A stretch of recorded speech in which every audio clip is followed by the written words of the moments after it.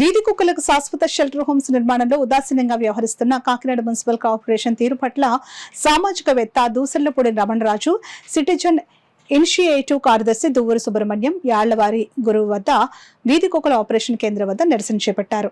ఏదైనా వీధి కుక్క ఎవరినైనా ఈ కాకినాడ నగరంలో కరిస్తే ఎవరు బాధ్యత వహిస్తారు అని చెప్పి పౌర సంక్షేమ సంఘం ప్రశ్నిస్తూ ఉంది.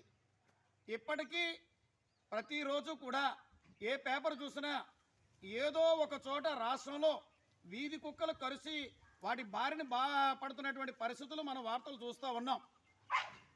ఈ కాకినాడ నగరంలోనే 2016లో మరి టీటీడీ జంక్షన్ వెనకాల ఉండే ప్రేసర్పేటలో వీధి కుక్కలు ఒక బాలుని చంపేసినటువంటి దుస్థితి. మరి ఇప్పటికీ కూడా అది కాకినాడ నగర ప్రజలకు అందరికీ కూడా భయానకమైనటువంటి వాతావరణం. ఇప్పటికీ చాలా కుక్కలు ఈ గజ్జి బారిన పడి చాలా అనారోగ్యకరమైనటువంటి వాతావరణంలో వాటికి కళ్ళు కనిపించకుండా ఉన్నటువంటి దుస్థితిలో వీధి కుక్కలు ఉన్నాయి. మరి వీటి బారిన పడితే ఎంత ప్రమాదకరమో అనేటువంటి ఆందోళన అందరిలోనే ఉంది.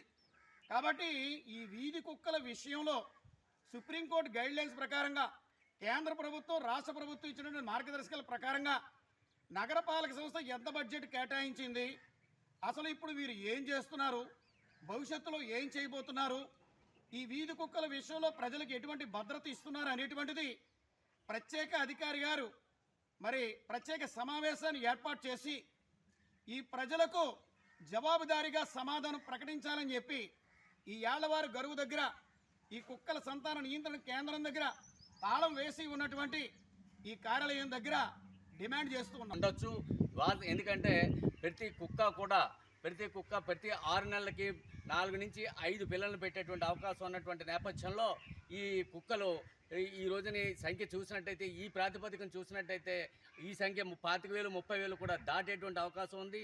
ఈ నేపథ్యంలో ఈ మున్సిపాలిటీ అనేది ఎప్పటికీ వీధి కుక్కలకి అన్నిటికీ కూడా ఎప్పటికీ ఆపరేషన్లు పూర్తి చేస్తుందో అర్థం కాదు. అదేవిధంగా సుప్రీంకోర్టు చాలా స్పష్టంగా చెప్పడం జరిగింది, వీధి కుక్కల్ని వీధుల్లోంచి తొలగించండి, ప్రజల ప్రాణాలు పోతున్నాయి, వేలాది మంది ర్యాబీస్ వ్యాధిని పడి మరణిస్తున్నారు, వీటిని తొలగించండి అని చెప్పినప్పటికీ కూడా కాకినాడ మున్సిపాలిటీ పూర్తిగా నిర్లక్ష్య వైఖరి అవలంబిస్తూ ఉంది. నేను నిన్న కాక మొన్న కూడా కమిషనర్ గారిని కలిసినప్పుడు చెప్పడం జరిగింది. కాకినాడ గాంధీనగర్లో రైతు బజార్కి వారు విజిట్ చేసినప్పుడు నేను వారిని కలవడం జరిగింది. కలిసి మీరు ఆ shelter homes, permanent shelter homes విషయంలో మీరు చొరవ తీసుకోండి అని చెప్పేసి వారిని కోరడం జరిగింది. వారు ఇదిగో అంటున్నారు అదిగో అంటున్నారు, కానీ ఎక్కడా కూడా షెల్టర్ హోమ్స్ నిర్మాణం చేసేటువంటి దిశగా కాకినాడ మున్సిపాలిటీ ప్రయత్నం చేయటం లేదు. కాబట్టి ఈ రోజున మా సామాజికవేత్త అయినటువంటి దూసర్లపూడి రమణరాజు గారు, నేను కూడా ఈ షెల్టర్ హోమ్స్ని ఒకసారి చూద్దామనేటువంటి ఉద్దేశంతో ఇక్కడికి వచ్చినట్టయితే ఈ తాళం వేసింది. ఈ తాళం వేసినటువంటి ఈ పరిస్థితిని గమనించి మేము అప్పటికప్పుడు నిర్ణయం తీసుకుని నిరసన చేయడానికి నిర్ణయించుకున్నాం. మేము ఈ విషయాన్ని మున్సిపల్ కమిషనర్ గారికి చాలా స్పష్టంగా చెప్పదలుచుకున్నాం. మీరు కనుక షెల్టర్ హోమ్స్ నిర్మాణంలో నిర్లిప్త వైఖరి అవలంబించినట్లయితే, సుప్రీంకోర్టు ఆదేశాలు అమలు జరపనట్లయితే రేపు కంటెంప్ట్ ఆఫ్ కోర్టు ఎదుర్కోవాల్సినటువంటి పరిస్థితి వస్తుంది అనేటువంటి విషయాన్ని సందర్భంగా వారికి తెలియజేస్తూ, ఎక్కడైనా ఒక కుక్కకు సంబంధించి ఒక కుక్క కారణంగా మనిషి మరణించాడని తెలిసారంటే కంటెంప్ట్ ఎదుర్కోవాల్సి ఉంటుంది.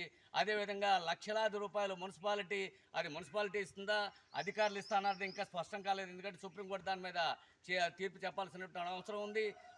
లక్షలాది రూపాయలు వారి కాంపన్సేషన్ ఇవ్వాల్సినటువంటి పరిస్థితి కూడా మున్సిపాలిటీకి కానీ అధికారులకు కానీ